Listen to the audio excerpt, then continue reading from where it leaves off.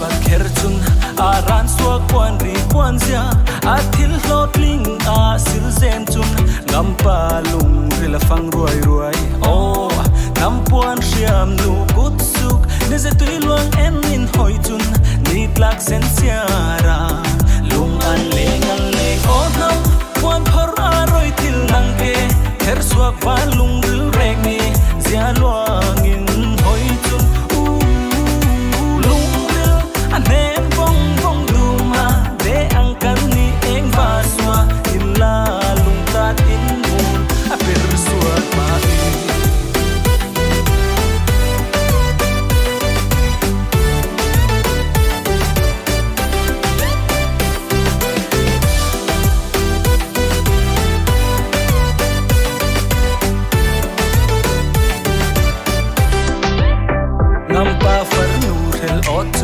mi pui bum ding ri an swa ki pi puan ri hong them roi jing pui ri do hong bul ma in oh nam puan siam nu kut suk ni ze tui luang en in hoi chun ni tlak sen siara lung an le oh nam puan phora roi til nang ke kher swak va lung ril rek ni zia luang in hoi chun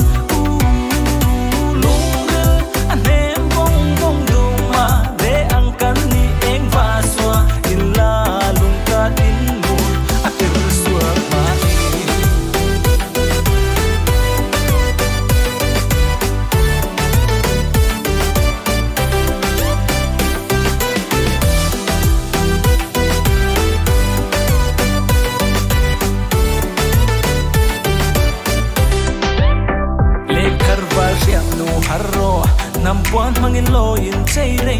ei ram mei nam par suak ding in rimu ang kan vuang suak ei ti oh nam puan siam nu kut